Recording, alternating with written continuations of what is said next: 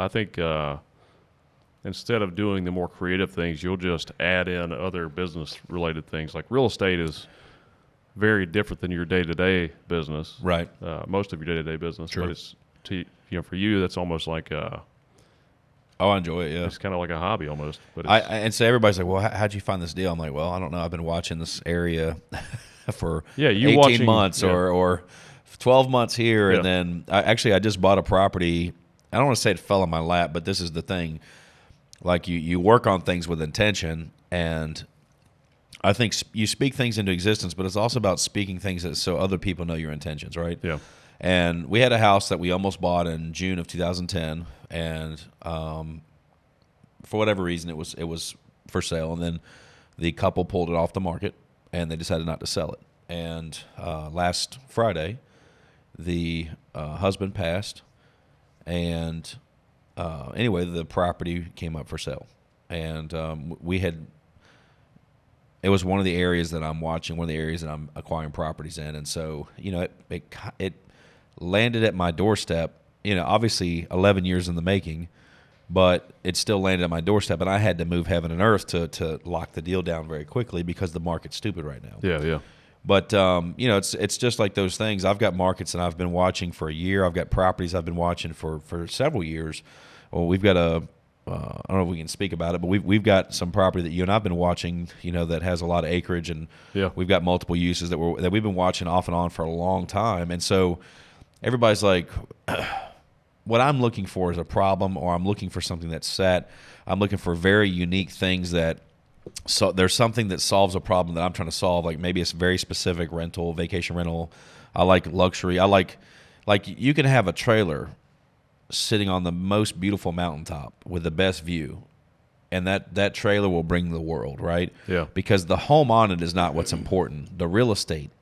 Yeah, like the land. The view. If there's something unique about an area or a property, like those are the things I look for. And it's not always what's obvious. Like for instance, right now, Walmart just landed a hub, and I think they're going to be doing in Troutman, North Carolina. They're bringing in, wow. I think they're doing 1 million square feet, and they're doing a shipping center, think like Amazon, but Walmart's version. Yeah. And, what kind of opportunity does that create, right? And what do you think is going to happen for that immediate area? And again, this is a suburb of Charlotte. We were talking about this too in previous podcasts, where I think as technology increases and the cost, it's so densely populated in Charlotte, and it's growing at such a rate. Mm-hmm. Walmart didn't have a choice; they had to go to a suburb, right? And so even they're basically north of Mooresville, right? Yeah. But it's going to be huge, and that's going to impact that area. So if you knew that information going into it, I had some speculation of that, right? Then you know how to make some type of investment, and you can watch certain areas. And so what may seem like too expensive for some, if you have knowledge, you realize that it's really a deal. Right, yeah. And so that's why. So I just like to watch things. I get off on that. Like literally, sometimes if I can't sleep at 3 o'clock in the morning, 4 o'clock in the morning, I'm going through. I've got sections and notification apps set up for all types of things on LoopNet, on Realtor.com, on Zillow. So I use those, and then I own a real estate firm, and I've got access to MLS and stuff. And you're a licensed realtor too. Licensed realtor. So I've got lots of resources, and then I put a lot of bugs out there, and then I'll put a lot of lines out there rather than let people know. Put a bug in their ear, kind of, hey, I'm interested in this type of property if it comes up. Yeah. And just over time, the other thing I do is I look at expired listings. So, things that didn't sell, and for one reason or other, they didn't renew the listing, right? And to me, there was a reason it didn't sell. In this market, as hot as it is, if it didn't sell, usually it's overpriced. There's a major problem with the property, right? There's some problem that prevented other people from buying it. So, like, I'm interested in figuring out what that is. Yeah, you might be able to get a deal on it. Yeah, so, like, those things really get me, like I'm sitting here talking about, like, I'm excited about that, which would bore most people. Right, yeah. but and you'll look at, Grant Cardone says, you might look at 100 deals to buy one. I might look at 1,000 deals to buy one, because I'm just really weighing the odds and trying to figure out what is it I'm trying to do. Well, the stuff you're buying is higher end stuff too. It's more expensive. Yep. And also even like that one property you mentioned that we looked at, or we're looking at, it's sometimes you have to decide is that a good investment? Is that something that's true? worth doing? Do we have time to do it? 'Cause Yeah. we had some ideas about what we could do with the property. Oh, yeah. And I think they're great ideas, but what is that going to cost? How much time is it going to take? Do we have the time to do it? Do we have the Yeah. resources to do it? Do we want to do it? Yeah, that's the key. That's Yeah. what's it going to take away from? I was thinking about this. I got to ride with the top down the whole way here this morning, which was awesome. So it took me 2 hours and 4 minutes to get here this morning with traffic. Wow. And I rode with the top down the whole way. The weather was beautiful. And the last couple of days has been blistering hot. And I guess it's early enough that it just felt great out. Great out. And I was literally sitting here thinking about, I guess I was daydreaming, whatever you want to call it. And it was about a business idea that I had, and I was taking myself to the point that it was done. I had accomplished the goal. And then was I happy with where I was at the end of it, right? And I was literally, it sounds weird, but I was literally in my mind experiencing life as if I had went down this path. That's good. And I was unhappy. I was like, and so for me, it was like, wait a second. Like this business that I was thinking about and was potentially getting ready to commit tremendous resources to, I followed the trail and I went, at the conclusion, if I accomplish the objective, am I happy with the outcome? That's basically what I was doing, but in daydream. And I was unhappy. And I'm like, wait a second. Even if I execute completely on this business, it's actually not something I'm interested in doing. Yeah, yeah. And so then, sometimes it's as simple as that. Like you can do something. It doesn't mean you should. Right, yeah. Yeah, so that's, And we've both invested in things that we regretted too. Like 100%. You get into something, you're like, man, why am I doing this? Yeah, 100%. Like sometimes I've made money in those. Normally you don't always. Everybody only talks about the successes, and I think you got to win more than you lose. Yeah, and I think we've dialed it in. Yeah. To where we predominantly are successful. Yeah. However, there was a lot of micro failures in there. There's a lot of missteps. There's a lot of you readjust. Like I could consider many things that we do. Some people consider a failure. I just consider it learning. Right. Yeah. Sometimes you just don't want to keep pursuing it either. Sometimes it just seems to be a waste of time. What is it called when you picture a guy that reads 100 books, right, on real estate or some topic he's interested in, but he never acts. It's like it's like all he's done is acquire information, but he's been paralyzed by that information. I think that's fear, right? Yeah, fear, right? So like you could spend all your time in the plan phase and learn phase and never actually start to execute. And so I think it's important, and I think we do this. Like once we commit to something, we execute and we try. And and then the other side of that though is if you see something's not working, don't be afraid to shift course. Yeah, or scrap it. Scrap it. Yeah, take your losses. Yeah, because you don't want to waste any more time. Yeah, and if you're out there and you're thinking about and you're at a point where you can, I would tell you that money spent with an attorney, money spent if you're buying a house, buying real estate, get a home inspection, $400 or $500, get a survey, figure out your land lines. Like, yeah. Don't buy the most expensive purchase most people make in their life is going to be a piece of real estate. Don't make that much of a commitment and then try to skimp out on a $500 home inspection. But right. And what I'm getting to with that is if you think about this, here recently we spent $54,000 with a legal team to figure out that we didn't want to buy a business. So we spent $54,000 to save $1 million. Yeah. Right, I didn't consider the $54,000 a loss. I considered that due diligence. Yeah. And so imagine same thing with buying a home. You spend $500 for a home inspection. It might save you hundreds of thousands of dollars, right? Because you may make a bad purchase. Yeah. And so that's the other side of this is like you're saying.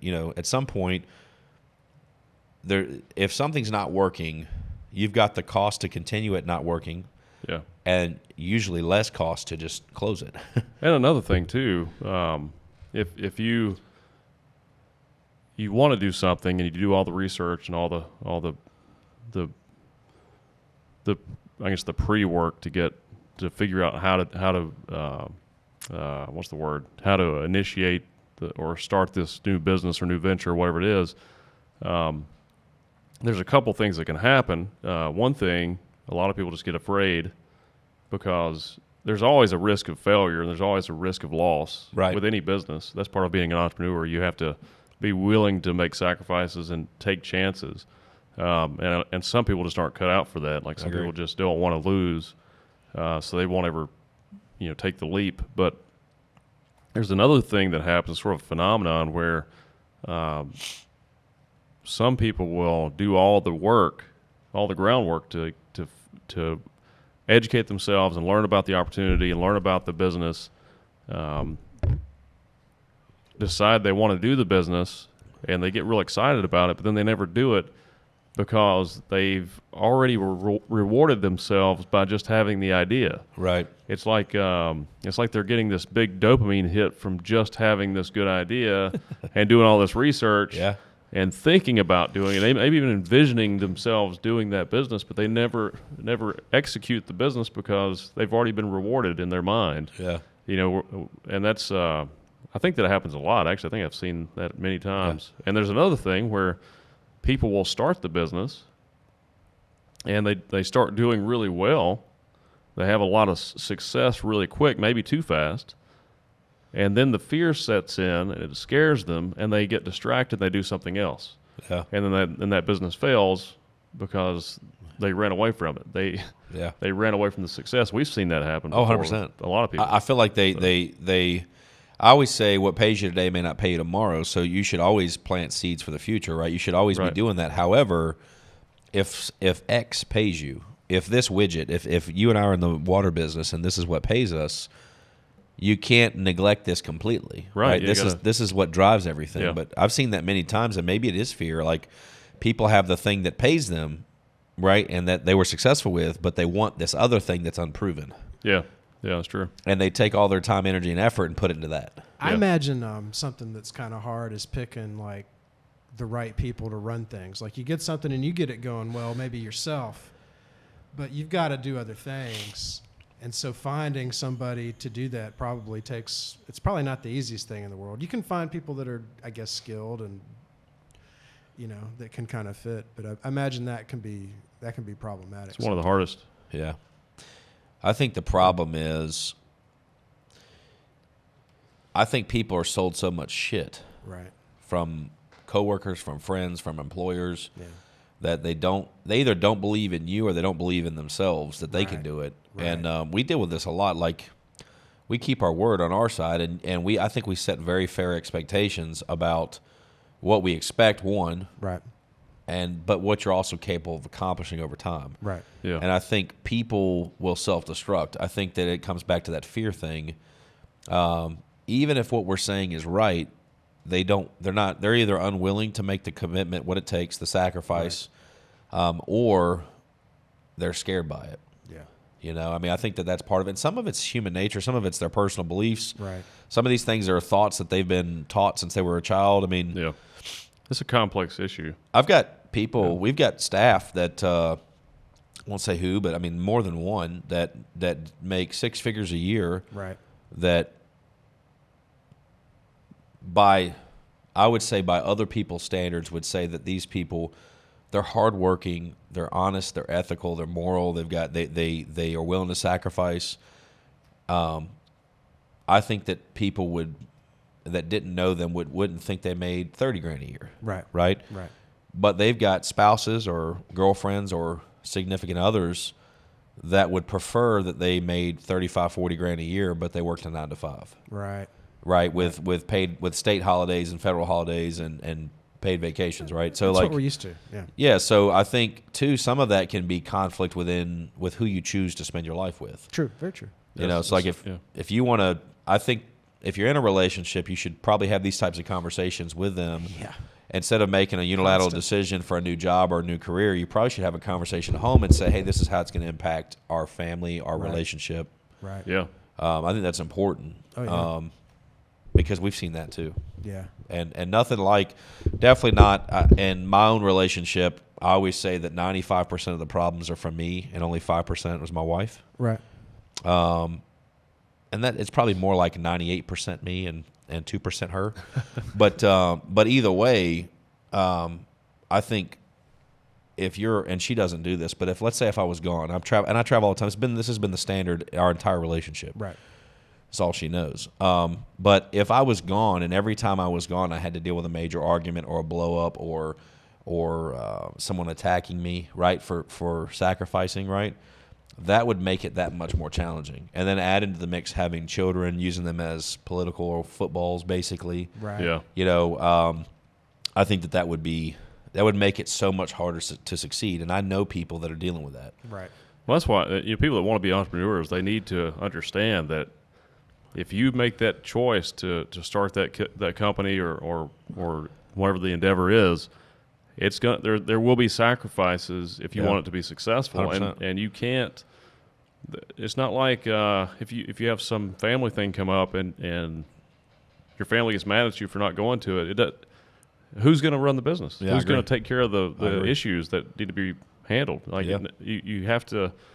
That's part of it. If you're not willing to make those sacrifices, you shouldn't do it. No, I agree. And let me tell you what's going to happen is, as we know, is that if you're the business owner that does not show up, I'm going to take your business. Right. Yeah. Someone else will take that opportunity. If I'm They'll your fill that spot. competition and you and I are competing and you fail to show up, I'm taking your business. You know, in our ATM business, what do?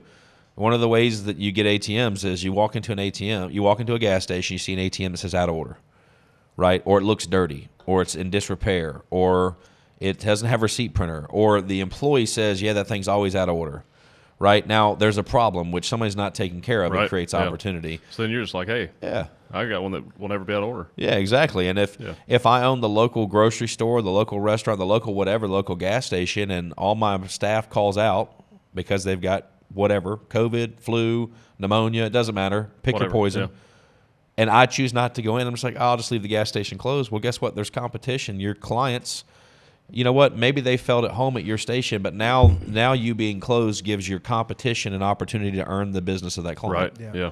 And maybe it's just that one time, but maybe they go in there and they have a really good experience, and they go, you know what, I think I'm going to start stopping in here. Yeah, well, a business is designed to fill a need, right? Exactly. It fills a void, and as long as you're filling that void and that need's met, you're doing fine. But if you stop meeting that need, someone else is going to meet it. Yeah. And I'm willing. I'll show up. Literally, most people in the businesses I own don't even know I own it. I'll show up sometimes and be like, "They'll be, you the owner?" No. If you need toilet paper, if the bathrooms are dirty, let me know. If there's anything I can do to help you, like I'm here to help. Anything I can do to improve your experience, let me know. Right? Yeah. I mean, but it's kind of a joke, but that's the side is like, I need to know how to do every position in the company, at least good enough to do it temporarily, and good enough to hold other people accountable. What Ronald Reagan said, trust but verify, right? Yeah. So I need to trust my staff that they're going to do what they're supposed to do, but I also need to have enough knowledge to be able to verify that they're doing what they're doing. Yeah. And and I think that's important. If I have to go into a store at this point, into any one of these businesses, and cover, there are so many people that missed to get to me that most likely somebody's getting fired. Right. Yeah. That's right. True. Yeah. Most likely. And I mean, now sometimes it's because I've got a long-term. Unless it's something brand new. Exactly. If it's something brand new, that's a different story. We're putting all this, and not only new as a new business, but new industry where we're not as familiar and we're learning. We're in the learning process. Yeah. That's you don't get upset about somebody else, but there are also times where I've got people that have been with us for a decade that ask for a special favor or whatever, and I'm down. I'll go. I'll cover the shift. Yeah. Yeah. So, I don't know if you could take the owner of Walmart or one of the major companies and have them come cover your shift in the store. No. But I'd like to think that when I get there, that if it was for the right person, I'd still do it. Yeah. If it was a long-term employee, somebody's been with us and been loyal, and they needed some help, I'd love to think that I'd still be, yeah, man, I'll come cover for you. Yeah. So, I don't know. At least I like to think that. Ask me in a couple of years. Well, a higher level position. Yeah, lower level stuff you would never even know about. Yeah, true. Something that big. True. And most of those things will be, going back to technology, most of those entry-level jobs will be automated out. Automated, yeah. Saw a sign this morning for Chick-fil-A now hiring $19 an hour entry starting pay. Wow. Yeah. Chick-fil-A's doing well. Chick-fil-A's killing it. Chick-fil-A's killing it. What's interesting is what is the price point at which technology becomes, and I'm just devil's advocate here, when does technology become less expensive than? Well, it already is less expensive. Because 15 years old, Chick-fil-A, $19 an hour, part-time. I know 4 or 5 years ago. That's a lot. That is a lot. But, that is a really successful company. It is. But a few years ago, I think it was 4 or 5 years ago, and maybe even longer than that, to have automated machines or robots working in a factory, just robotic arms. The robotic arms cost roughly $4 an hour compared to a human. So it's way it's cheaper. already there. Yeah. So it's interesting. Yeah, I'm a huge fan of Chick-fil-A. By the way, and that was then. It's probably cheaper today. Yeah, probably. I'm a huge fan. I'm not trying to dog Chick-fil-A. And not even about their beliefs, their politics, or any of that stuff. I physically like eating Chick-fil-A. So it's good food. Yeah. I think that if you have a good business out there, I'm less worried about their personal beliefs or their whatever. Their food is awesome. Right. That's all. It's a restaurant. It's a restaurant. I'm going there to eat. I'm not going there to get political advice. I'm not going there to get religious or political advice. I'm going there to eat. Yeah. Right. So it's just one of those things. Like when I go to the local Indian restaurant, like that's the same thing. Like it's awesome food. Yeah. They treat me well while I'm there. I'll come back. Right. Yeah. Same thing with sushi. So, I saw that $19 an hour. I was like, wow. That is interesting. Yeah. So. But if they can do it, it's kind of good. Hey, oh, sure, yeah. It works. I mean, I think what's going on right now is, and I think everybody. It's hard to find employees. You can't find employees still. And I mean, everybody's like, well, I'll pay $15 an hour and they'll do it. And there are a lot of places that are paying more than $15 an hour that are not keeping staff. There is a thing to that, though, is like you can't, you don't want to scrimp on payroll either because you want your employees to be happy. I agree. I still believe as a society there are better ways to resolve these issues. Yeah. And it's got to do with power structures and stuff like that. But I think cryptocurrency is could be a great tool to meet those needs. And I've thought about this, I think about it all the time, but if we did have specific currencies for specific needs, medical, housing, food, transportation, all these things, you'd still have to have a way to the problem I see with that is if you say you have a medical cryptocurrency that we all receive the same amount of it because it's based on your basic human needs, what that costs, right?